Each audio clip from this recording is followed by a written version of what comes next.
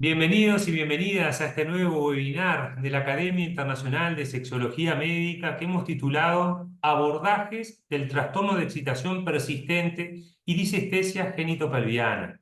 Y para esto, por supuesto que convocamos a la doctora Silvina Valente desde Argentina. Silvina, que todos la conocemos y la queremos mucho, médico ginecóloga, sexóloga, es la presidenta de la Sociedad Argentina de Sexualidad Humana, es vicepresidenta de la Federación Latinoamericana de Sociedades de Sexología y Educación Sexual, es miembro del Comité Ejecutivo de las LAMS, es directora de Consexuar y obviamente es miembro titular de número de la Academia Internacional de Sexología Médica, que es un gusto, un honor y una alegría poder contar con Silvina para el evento del día de hoy. Silvina, ¿cómo estás? Gracias por acompañarnos. Hola Santi, ¿cómo andas vos y cómo andan todos los que se están uniendo? Y bueno, y todos, mucho, muy feliz de poder participar en otro webinar de la academia. Y quiero aprovechar también para felicitarte el excelente trabajo que estás haciendo en la presidencia. No te vayas nunca, Santi. Muchas gracias, Silvina. Qué honor que digas eso. Así que Qué bueno, lindo. no sé, cuando vos me digas comparto pantalla. Comenzamos, compartimos pantalla y nos quedamos contigo. Dale.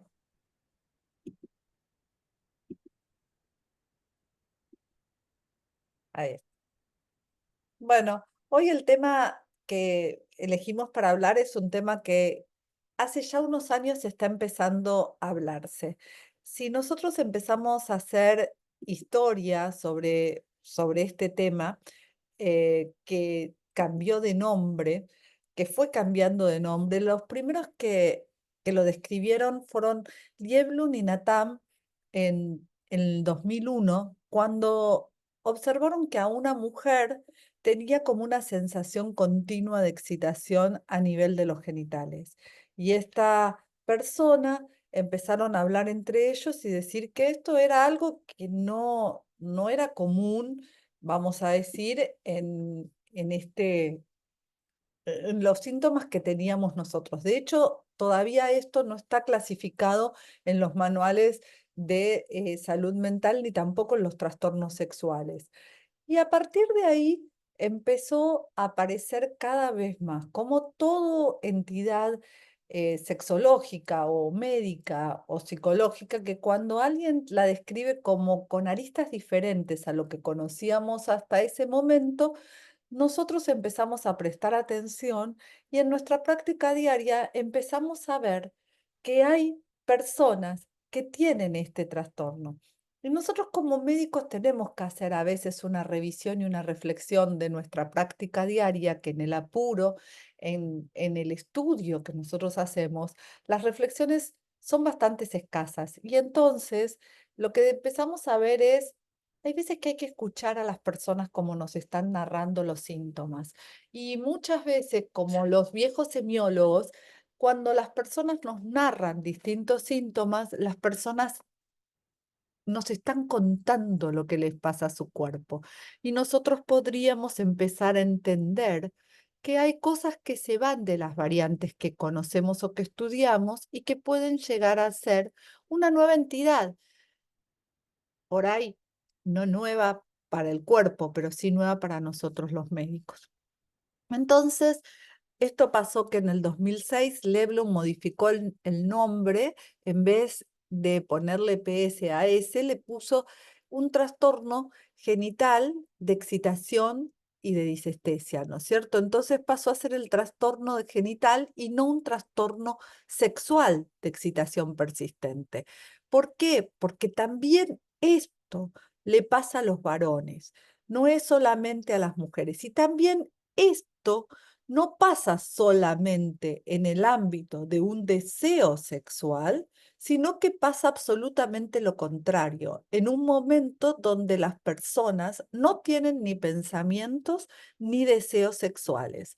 Entonces, lejos de ser algo que, eh, que está siendo disfrutado, es algo que irrumpe, que ocasiona malestar y que verdaderamente la persona claramente no lo quiere sentir, pero sí lo registra. Entonces, Después, hacia el 2016, Lieblu modificó esto para que sea un trastorno genital y que no sea sexual, y en realidad eh, la ISCWS, la Ishwich, que es la sociedad que se armó para visibilizar la sexualidad de la mujer, que la armó el matrimonio Goldstein, lo que empieza a ver es que esta definición de un trastorno genital de excitación persistente empezó a tener factores asociados. Y estos factores asociados se empezaron a describir en distintas situaciones, o sea que podían tener asociado, como decir, dolor, podían tener asociados comorbilidades psicológicas, podían tener asociados ansiedad, depresión, pero lo que sí se vio es que las mujeres y algunos hombres que la padecían, yo voy a hablar de mujeres porque es donde más información hay, pero yo los invito a las personas que tienen un mayor caudal de pacientes masculinos que lo empiecen a preguntar y van a empezar a tener más casuística y vamos a poder tener más papers sobre esto. Y en el 2021 se hizo, en la Ipswich, se hizo un consenso de esto, porque es cierto que son pocos los casos. Nosotros, durante la pandemia, en en el primer webinar que hicimos durante la pandemia con la academia, que hicimos un conversatorio, que lo hicimos con la doctora Molero, con el doctor Cedrés, que hablamos sobre excitación, ellos hablaron eh, sobre un caso de, ahora como se dice, doble pausa, en ese momento se llamaba couple pause, y yo hablé de casos clínicos de excitación persistente. Y esto ya estábamos, creo que era principios del 2020. Nosotros empezamos a ver que había cada vez más casos y había cada vez por ahí nuevas categorías y que esto teníamos que clasificarlo porque realmente no eran los casos como todas las personas, en todas las mujeres iguales. Lo que nosotros vimos en este consenso de opinión de expertos que lo escribieron en el 2021 y que todavía sigue vigente y que verdaderamente no somos muchos los sexólogos y los clínicos que lo conocemos en profundidad, porque tampoco se conoce en profundidad esto, lo que describió es que había fundamentalmente criterios y que había parte de los criterios asociaciones. Dentro de los criterios que tenemos que tomar para hacer un diagnóstico de esto es que tiene que existir sensaciones genitales. Estas sensaciones genitales son persistentes o son recurrentes. O sea, puede ser que no estén todo el tiempo, en algunas mujeres están todo el tiempo y es realmente alienante. Por eso se asocia muchísimo con riesgo de suicidio y de hecho tiene un alto porcentaje de mujeres que se suicidan por estos síntomas, son o recurrentes, porque a veces pasan y en ciertas situaciones las disparan. Por ejemplo, el andar en colectivo, el ir a un concierto y escuchar música, en lugares donde hay vibraciones fuertes, en ir en el subte o en el metro. Son todas situaciones que pueden llegar a disparar y hacer recurrente esto. Obviamente que estas sensaciones son no deseadas, son intrusivas y angustian a la persona que la tienen. A mí muchas veces me han dicho, Silvina, ¿por qué hablas de esto si estar excitado está bárbaro y que tengan siempre excitación con las mujeres que no tienen excitación? Porque fundamentalmente tener una conciencia permanente de una vulva que está excitada todo el tiempo, cuando quiero trabajar, cuando quiero acunar a mi hijo, cuando estoy en una fiesta. mm, Realmente pónganse a pensar eso y no es para nada gratificante. Y no poder tener el control de cuándo excitarnos y cuándo no, tampoco es gratificante. Imagínense en una entrevista de trabajo excitados. La verdad es que no está bueno. La duración antes era de 6 meses, como todas las entidades y trastornos sexuales.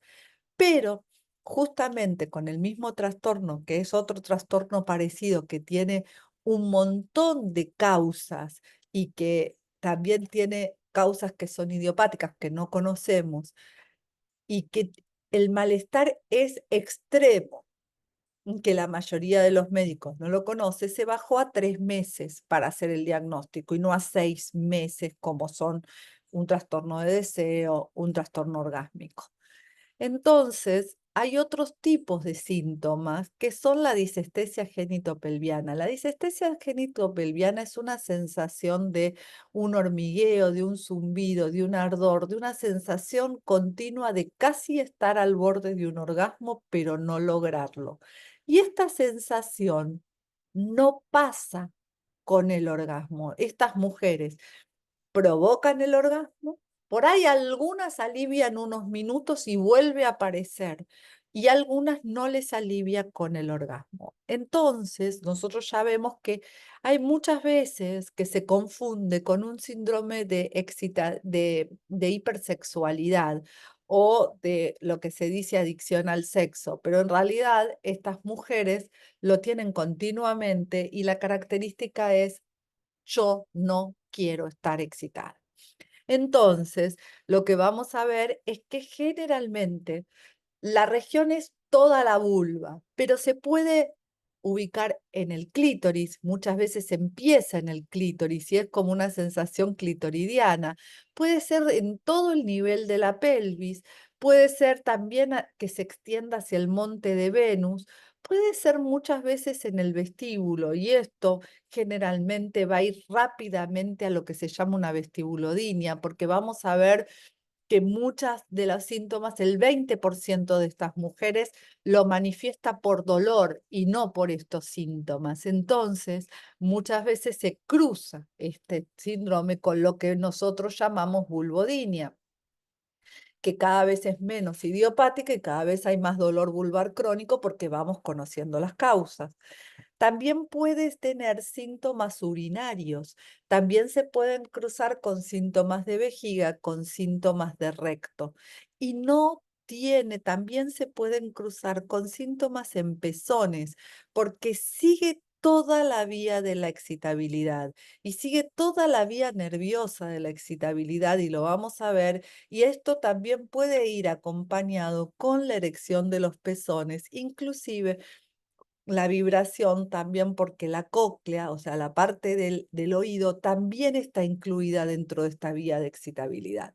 Entonces, lo que nosotros vamos a tener es que estas mujeres pueden provocar un sinnúmero de orgasmos. Inclusive estas sensaciones solas se pueden caer en el orgasmo sin tener la voluntad de hacerlo, pero eso no va a calmar los síntomas. Pero no está asociado ni con interés, ni con pensamientos, ni con fantasías que sean concomitantes a la sexualidad. En este consenso se vieron también asociaciones, y estas asociaciones es que la resolución es limitada o que nunca resuelve. ¿Qué quiere decir esto? Es lo que yo le decía, puede ser recurrente, puede tener una resolución de muy poquito tiempo, pero vuelve a aparecer sin buscarlo. O no resuelve, por ahí baja la intensidad o no baja la intensidad. A veces los orgasmos agravan los síntomas y la actividad sexual agrava estos síntomas, se agrava el disconfort. Si ustedes se están dando cuenta, estas asociaciones lo que van a dar es una angustia en esta persona que la padece, fundamentalmente por incomprensión. Yo el otro día me llamaron para ir a hablar a un programa de salud en la televisión y recibí muchos mensajes cuando hablé de este tema. Y los mensajes eran, ¿usted está loca a decir que una mujer que se excita mucho tiene una patología o la va a pasar mal? Yo quiero conocer una mujer como esa. Y lo cierto es que estas mujeres no la están pasando bien. Entonces, empecemos a poner un manto de observación no hegemónica en nuestras consultas para poder encontrar esto. Lo cierto es que el otro día yo le pregunté a Goldstein en cuánto tiempo estas mujeres llegaban a su consulta. Y Goldstein me dijo que a veces tardan 14 médicos que deambulan por todo Estados Unidos para llegar a su centro. Nosotros también tenemos un promedio mínimo de 6 consultantes antes de llegar a esto. Y muchas veces a nosotros también nos cuesta hacer el diagnóstico. Creo que muchas veces, si yo estoy haciendo los síntomas, no me quiero spoilear ni adelantar. El compromiso de la calidad del orgasmo, porque el orgasmo ya no es interesante, no tiene intensidad, no tiene sincronización, es aversivo porque no tengo ganas de que pase, porque si no voy a empeorar.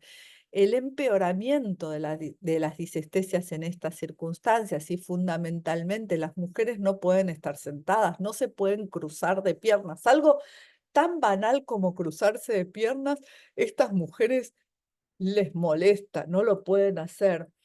Vamos a ver que los sonidos, las vibraciones bajas, fundamentalmente, por ejemplo, si la persona va a un concierto de música clásica donde los bajos son principales o uno de cámara, puede ser que esa vibración le haga mal, o cuando esté toda la orquesta tocando, ni les cuento si esa mujer es música y puede dispararse en ese momento. Por ahí no pueden ir a los recitales, no pueden ir a bailar a los boliches donde la vibración es continua y vibra hasta el piso, no pueden viajar en colectivo. No pueden viajar en auto, no pueden hacer viajes largos, o sea, vibración más estar sentada, para ellas eso es un problema mayor y empiezan con ansiedad, con estrés, también con síntomas urinarios, son las que te dicen, ¿para qué quiero ir a hacer pis? ¿Para qué el auto que vamos a ir? Y la verdad es que antes no pasaba eso y ahora sí pasa y hay una incomodidad, me siento incómoda, me siento nerviosa. Obviamente que son personas que van a tener una labilidad emocional en este momento. Yo quiero recalcar algo.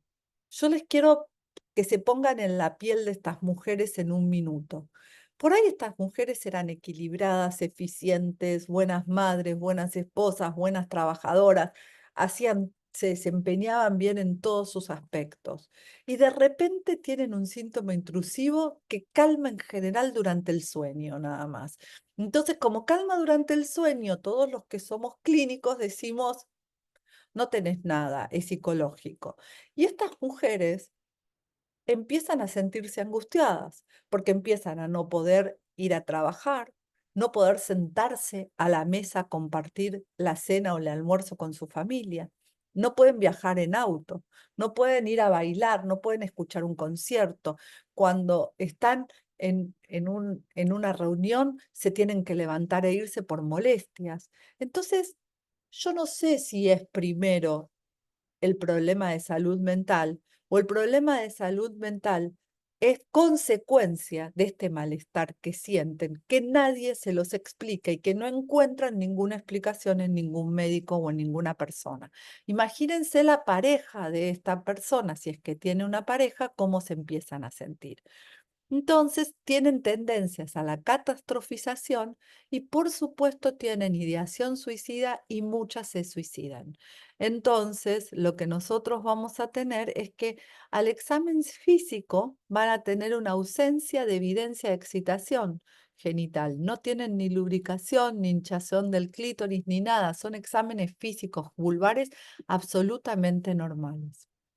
El 86% se vio de los síntomas, es el más frecuente, es el hormigueo en el clítoris. El 80% una congestión vaginal. El 77% la humedad de la vagina. El 71% contracciones de la vagina. Y el 71% hormigueos vaginales, pero fíjense que un 20% pueden tener dolor. Y estas personas que están teniendo dolor la están pasando realmente muy mal. Tiene un alto impacto psicológico, tiene un alto impacto clínico, un alto impacto social para estas mujeres que lo padecen. Si lo padece el hombre también, ojo, tiene una alta prevalencia de síntomas disruptivos y muy intensos que pueden ser continuos, intermitentes. El 10,4 muchas veces le dicen, yo desde que tengo uso de razón lo padezco. A los 18 años o antes de los 18 años tenemos un 25,2% y en ese conversatorio que nosotros habíamos hecho en el 2020 con Santiago y con Paqui, Yo presenté una chica de 17 años. El 60% en general lo manifiesta después de los 37 años. Y lo que nosotros tenemos es que tenemos muchas mujeres en esta edad dando vueltas por los consultorios. Y la prevalencia se estima, pero no se sabe porque es una cuestión muy subdiagnosticada, entre 0,6 y 3%. No es nada despreciable. Imagínense que nosotros teníamos en el vaginismo un 3% y hablábamos de vaginismo, de matrimonio no consumado, por todos lados durante años. Este es un estudio que está hecho con una resonancia magnética cerebral en mujeres sin trastorno genital de excitación, como son estas de acá, pidiéndoles que piensen en cómo sería si se frotaran el clítoris. Que piensen nada más en su frotamiento en el clítoris. ¿Cómo se activa el área paracentral o el lóbulo paracentral donde se integra la vía de excitabilidad sexual en las mujeres?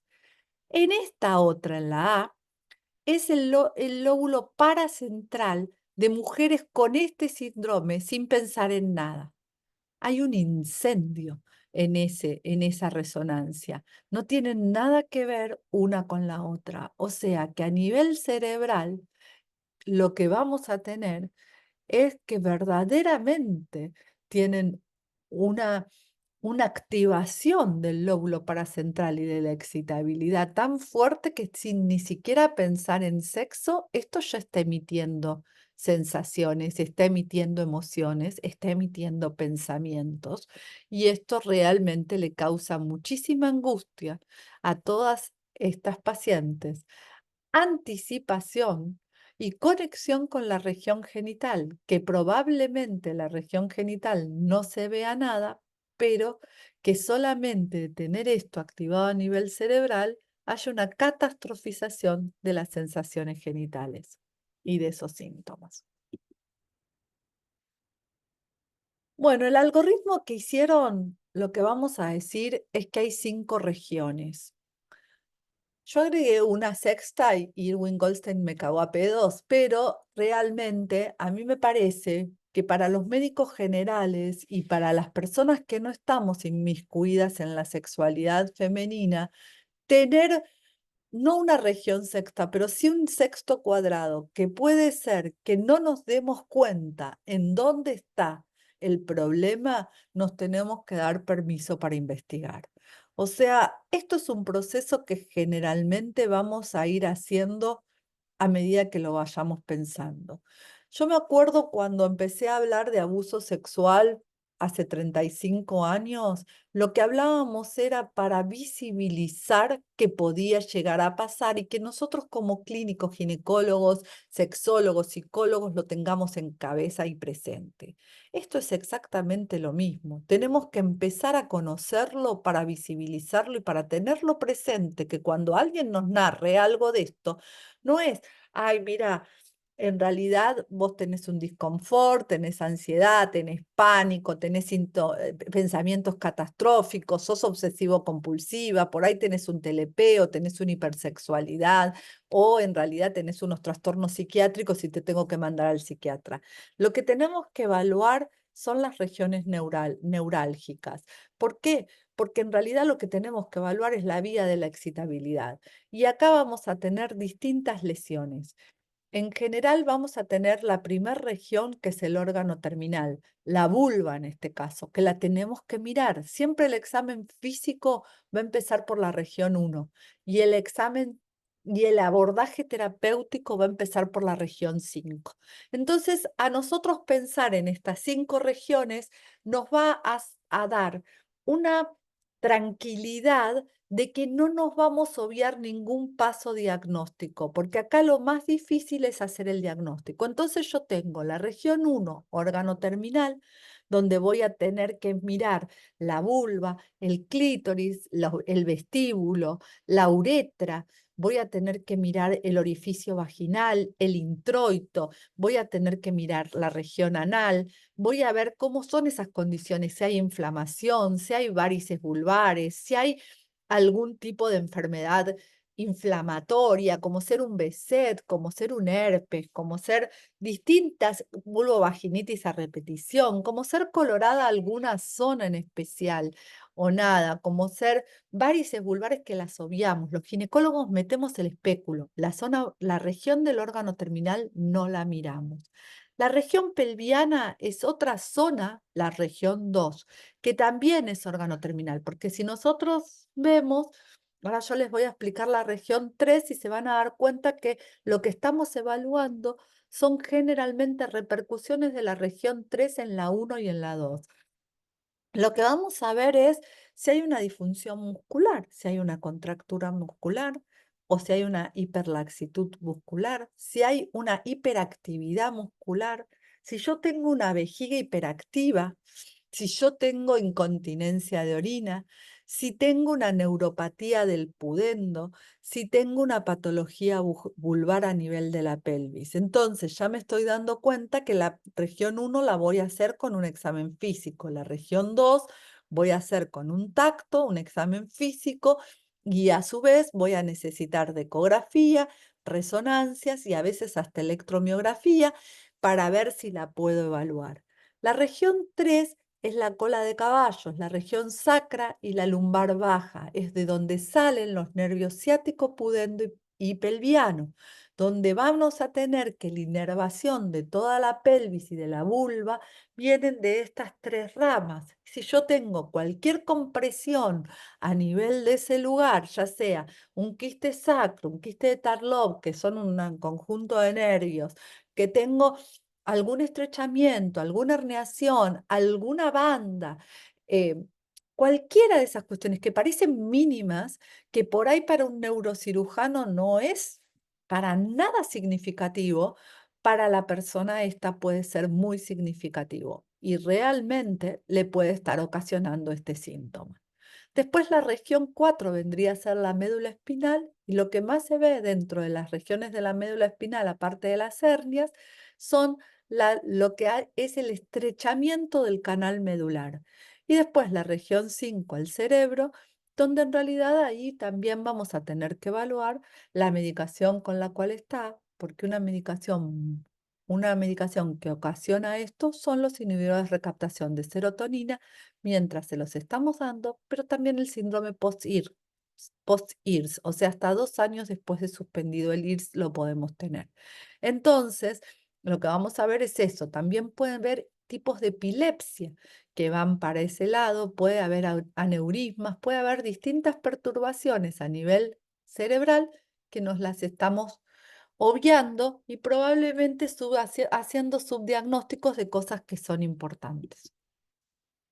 Entonces es importante acercarnos lo más que podamos a un diagnóstico preciso y de manera interdisciplinaria, porque si ustedes se dieron cuenta, como ginecólogos, como sexólogos o como psicólogos, a veces podemos escuchar, pero vamos a necesitar hacer intervenciones o vamos a necesitar de los ecografistas que sepan de vascular, puede estar asociado con un síndrome de congestión pelviana, con un May-Turner, con un nutcracker, puede estar asociado con una hernia de disco, puede estar asociado con un problema auditivo, puede estar asociado con una epilepsia. O sea que evidentemente no solamente vamos a estar hablando de interdisciplina como hablamos nosotros en sexología médica, que es psicólogos, kinesiólogos y todo, sino que vamos a estar hablando de interdisciplina dentro de las especialidades médicas y dentro de las subespecialidades de estas especialidades.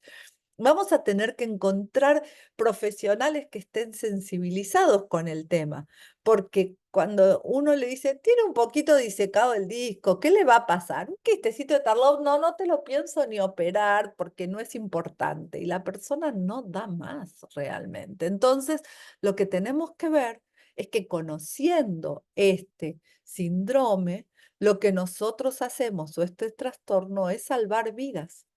Entonces al neurocirujano que nos diga, yo no voy a bloquear una persona así para ver si esto es lo que le ocasiona esto para hacer diagnóstico, no la voy a operar, sepan que esa persona puede correr riesgo de suicidarse. Entonces, lo que nosotros vamos a ver es que el diagnóstico es muy importante, pero más allá del diagnóstico, que lo vamos a hacer primero con la historia natural del síntoma. Y lo primero que tenemos que ver con la historia natural del síntoma es, tenemos que creerle a la persona, le tenemos que creer. Yo le tengo que creer a esta persona que tiene ese dolor. Después hacer el examen y después pedir los estudios complementarios. E identificar en estos estudios complementarios las posibles causas. Entonces, todos estos son los estudios complementarios que tenemos que hacer. El examen físico es muy importante, no solamente el genital, sino también el neurológico. A nosotros no nos cuesta nada en una camilla ginecológica tomar las sensibilidades de la pierna externa e interna, del muslo interno externo, del periné interno externo y hacer los movimientos para ver si tengo alguna cuestión de alguna compresión de los nervios. Y esto es muy importante. Y la otra son las pruebas anestésicas. Los anestésicos tópicos a nivel vulvar, a nivel pudendo o a bloqueos lumbares no son pruebas, no son terapéuticas, son pruebas diagnósticas. Muchas veces se van a utilizar como terapéuticas hasta que den resultado, pero muchas veces esto va a terminar probablemente en cirugías o cuestiones afines. Obviamente que lo que nosotros sabemos es que la excitación, cuando tiene una intensidad normal, el orgasmo, cuando la inhibición para, sale el orgasmo. Pero ¿qué pasa cuando la inhibición para y la excitación sigue? Cuando la inhibición para y la excitación sigue en este trabajo tan lindo del 2022, aparece el dolor. Y estas personas están siempre a esta altura. Esto que yo les traigo es la vía que hace el dolor, desde el nervio pudendo, el nervio hipogástrico, el femoral, el isquiático, ¿no es cierto? Y el perineal van a inervar la parte de la región de la vulva, la parte de la región, vamos a decir, más interna del introito y los labios, después de los labios mayores, de la región del pubis y la región anal, y todo esto puede estar mandando, o sea, se integra en la región sacrolumbar y va hacia la médula. Pero imagínense que también todas estas cuestiones pueden repercutir a nivel vulvo, sacro, anal y en los miembros, en la región de aductores, ¿no es cierto? Y esto lo que va a hacer es obviamente integrarse a nivel del tálamo e ir al lóbulo paracentral, haciendo toda la postulación, pasando inclusive por los pezones. Entonces, nosotros tenemos que las afectadas a veces tardan mucho en darse cuenta. 6 meses es un lujo, ¿no es cierto? Pero creo que lo más importante es creerles, escucharlas. Y hay una cosa que nosotros no tenemos, que es la humildad profesional. Es decir, mira, ¿sabes qué? Yo no tengo una, un conocimiento acabado de esto. Yo no sé muy bien cómo te voy a poder ayudar, pero voy a transitar junto con vos todo esto porque te creo. Y eso, ya solamente decirle eso, a la persona le alivia muchísimo, porque no hace. Igual la persona muchas veces va a seguir buscando otros profesionales, como yo tengo una chiquita que tiene una compresión a nivel sacro y lumbar, y ella fue al neurocirujano, al traumatólogo, a todo, fuera del hospital, y todos le decían que no tenía nada. Cuando le llegó el turno, porque tenía que esperar para el especialista de columna dentro de mi hospital, le dijeron, sí, tenés lo que dice la doctora Valente, te tenemos que bloquear en principio y después por ahí te tenemos que liberar estos pinzamientos que son mínimos, pero que hay algunas personas que le dan estos tipos de síntomas. Entonces, también encontrar al equipo adecuado. Obviamente, como siempre, se empieza por la región 5, porque si la persona no tenía ansiedad, no tenía catastrofismo, no tenía depresión, este síntoma le puede causar ansiedad, catastrofismo y depresión. Entonces, siempre hay que insistir en la región 5 porque realmente las experiencias eh, de los síntomas atraviesan toda la parte emocional de las personas. Nosotros vamos a tener que tratar de reducir los síntomas, de darle tranquilidad, de explicar lo que tiene, de hacer que las personas cambien sus creencias muchas veces en base a eso y empezar a identificar todo lo que muchas personas tenemos cuando llegan. Y muchas veces tenemos intervenciones farmacológicas que hay los casos son de 6 de 3 de 4 son muy pocos casos, y hay de todos, la duloxetina por el dolor, la paroxetina, el escitalopram. Si ustedes me preguntan a mí, Silvina Valente, yo los mejores resultados los tengo con risperidona. Eh, pero bueno, no hay muchos estudios que la risperidona esté incluida en estas cuestiones. Después, sí, la parte tópica de anestesia que se puede dar, la neuromodulación, inclusive a veces se puede dar Botox porque hace como una calmada neurálgica, si la cuestión es neurálgica. Hasta muchos plantean la cirugía del nervio pudendo, pero yo antes de plantear una cirugía del nervio pudendo haría los bloqueos y las cirugías de columna. Yo miraría muchísimo la región 3 porque, porque eso es la región donde la mayoría de las personas tienen las lesiones. Entonces, para ir terminando, lo que nosotros tenemos es que visibilizar los criterios, ver las asociaciones, hacer un muy buen examen físico, evaluar las posibles causas que lo desencadenan, métodos anestésicos diagnósticos para ver que nos ayuden a hacer este diagnóstico y a darle un alivio transitorio a estas personas hasta que nosotros podamos darle alguno más definitivo y sigamos investigando. Y obviamente la detección y el abordaje de los factores mantenedores y agravantes psicosociales que son muy importantes. Pensarlo es lo primero para hacer diagnóstico. Los síntomas son intrusivos, con una morbilidad asociada altísima que las puede llevar al suicidio. ¿Existen varias terapéuticas efectivas? Sí, muchas veces de los síntomas y no de los desencadenantes. El abordaje siempre tiene que ser interdisciplinario, no podemos saber de todo esto con la profundidad que este trastorno requiere. Vamos a ver que cuanto más diálogo tengamos entre los profesionales actuantes, mejor va a ser el pronóstico terapéutico. Y importante, la necesidad de identificar distintos perfiles en esta sociedad, en este trastorno, para poder crear protocolos más precisos y adecuados para hacer intervenciones mucho más duraderas.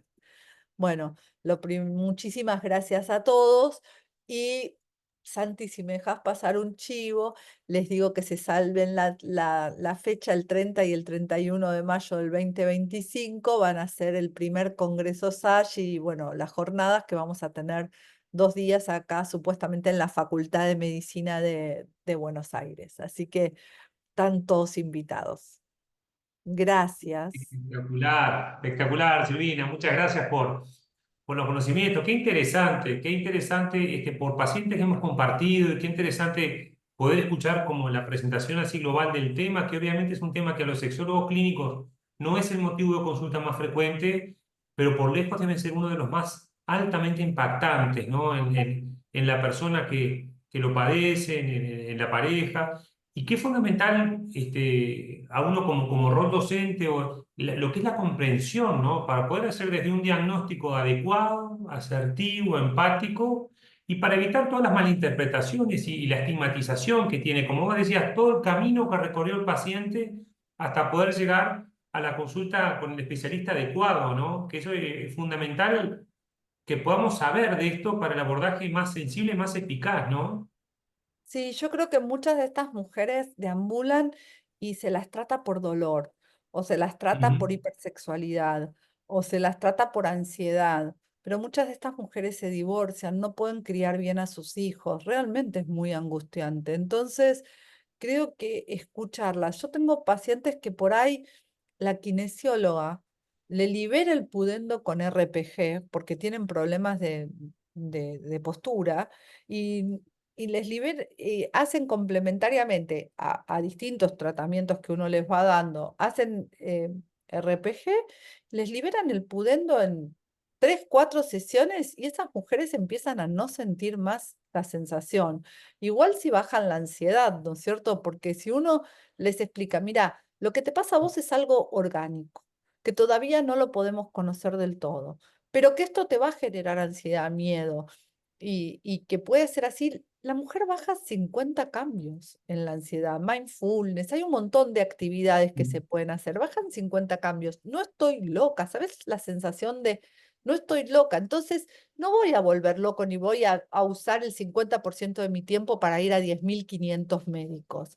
Yo ya sé que tengo algo, sé que no lo voy a resolver de un día para el otro, que tengo paliativos y que también va a ser intermitente esto. Entonces, como yo les digo a veces vos tenés un pensamiento que te puede dar una ciatalgia, ¿no?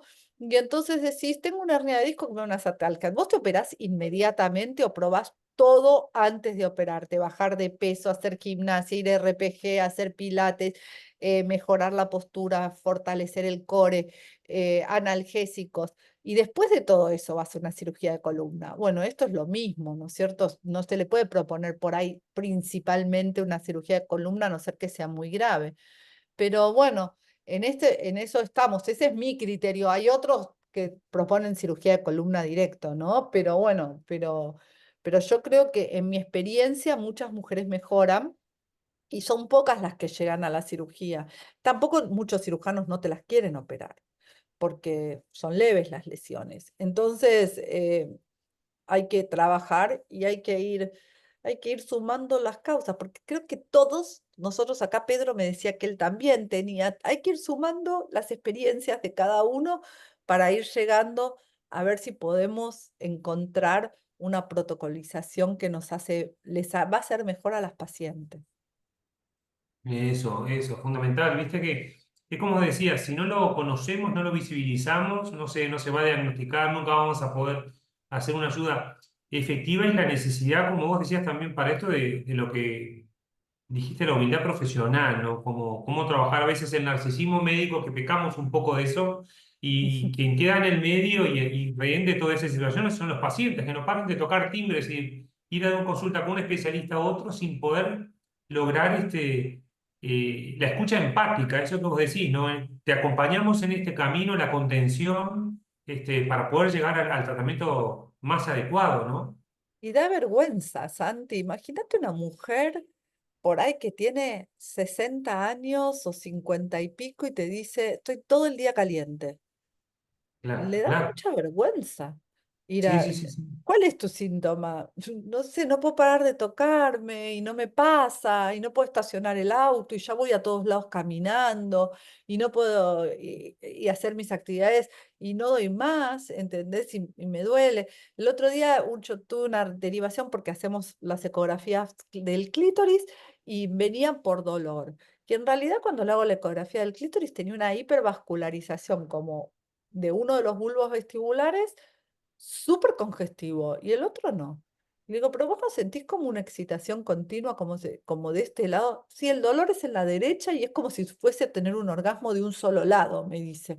Y era un síndrome de excitación persistente, no era una vulvodinia. Entonces, eh, esa chica tiene una hernia de disco a nivel L4 y S1. Tiene en el L4, L5 y S1. Entonces, lo que nosotros vamos a ir diciendo es que nos costó un montón llegar a hacer diagnóstico porque no es barato hacer el diagnóstico y un montón de cuestiones, pero tiene una causa. Perdió el trabajo, la obra social, el novio, no puede sentarse en la mesa con la familia, vino 1000 veces diciendo que se quería suicidar, llora todo el día, solamente cuando me ve a mí me abraza y se le ilumina la sonrisa porque me dice, sos la única que me creíste porque yo estuve internada Ah, 20 días por esto. Y me dijeron, tenés que ir al psiquiatra porque estás loca. Entonces, lo cierto es que yo siempre digo, el que ríe último ríe mejor, pero esa humildad profesional para mí es súper importante. A veces no sabemos qué tienen nuestros pacientes, no lo sabemos. sí, Entonces, perfecto. Es Interesante. Sabés como que acá que, hay unas preguntas, Silvina, de Pedro, que dice: muchísimas gracias, Silvina, por tu brillante exposición. Yo también en 2003 comencé a atender estos cuadros tan poco diagnosticados y de teología tan incierta. De acuerdo con tu aproximación terapéutica, médica y de bloqueos, ¿qué piensas de la extinción con el tiempo del trastorno? Acompañamiento, tratamiento y esperanza. Abrazos. mira, yo lo que yo veo es que el trastorno a veces, la mayoría de las veces, si es neurológico, empeora con el tiempo. Si en verdad puede llegar a ser varices o pueden llegar a ser más bien vascular o pelviano si las personas empiezan a hacer, por ejemplo, como yo te digo, pilates, gimnasia, fortalecer el core, un montón de esas cosas, puede ser que empiecen a disminuir los síntomas. Eh, También puede ser que una kinesiología libere la parte de los nervios, pero en general los síntomas siempre empeoran y los más graves no mejoran nunca. Hay que ir abordándolos. Muchas veces se confunde con dolor y que, por ejemplo, yo ya lo dije, tiene un herpes o tiene un BSET. Bueno, la realidad es que es el BSET o el herpes. Se trata la enfermedad de base y vamos mejor. Estos casos muchas veces no, las enfermedades de base son a nivel de la región 3 o de la región 4 por estrechamiento de la médula. Entonces, en general, no resuelven solos. Puede ser que tengan momentos de remisión. Pero, pero el otro día, bueno, yo tengo una paciente con vos en común, Santi, que anduvo muchísimo mejor con psicoterapia y con mindfulness mejoró muchísimo y con ejercicio, pero el otro día me contaba que se fracturó, me llamó de vuelta y aumentó 10 kilos, empeoraron los síntomas. Y tiene las mismas, tiene pequeñas disecaciones de los discos con pequeñas herniaciones a ese nivel. Entonces, el aumento de peso, el dejar de hacer ejercicio físico y todo eso va a volver a remitir. Por eso decimos que a veces son persistentes y a veces son intermitentes los síntomas. No nos confiemos en general, como son de causa orgánica, van a volver. Perfecto, perfecto, clarísimo, clarísimo. Silvina, decirle a todos y todas que el webinar que tú hacías referencia está colgado en las redes de la academia. El primer webinar que hicimos, que fue a propósito de este caso clínico que describiste, que la verdad que fue increíble y también por demás impactante, porque se hablaba mucho menos de este tema en aquel momento, y está todo documentado y disponible para quienes quieran acceder en el canal de YouTube de la academia. Decirle que esta clase, esta exposición de la doctora Valente queda editada y colgada también en las redes, en la página web y en los canales de la Academia Internacional de Sexología Médica. Y agradecerte, Silvina, como siempre, por la generosidad de tus conocimientos, felicitarte por el camino que has hecho de trabajo, de clínica, de investigación, de publicaciones. La verdad que es un lujo contar contigo en la academia, contar con la amistad, con el vínculo profesional que tenemos. La verdad que compartir paciente contigo para mí es un gran honor y es un camino muy lindo que estamos recorriendo. No, muchas gracias a vos, Santi. Lo mío es recíproco y más. Bárbaro. Bueno, hemos cumplido perfecto, Silvina, con los tiempos. Agradecerles a todos y todas la presencia, la participación y decirles que en días ya va a estar esto editado y colgado para que puedan volver a tenerlo como material de estudio de la evidencia científica al día de hoy. Así que invitarlos también que espero que nos encontremos todos en Lima, en el Congreso de la Federación Latinoamericana de Sexología y Educación Sexual en noviembre. También ahí tendremos como academia una mesa, un curso y una reunión de trabajo donde están todos y todas invitados. Nos vemos pronto y gracias por la participación. Silvina, muchas gracias por todo y tu No, generosidad. muchas gracias a vos y muchas gracias a todos los que nos escucharon. Gracias. Abrazo grande. Chao, hasta Chao, chao. luego.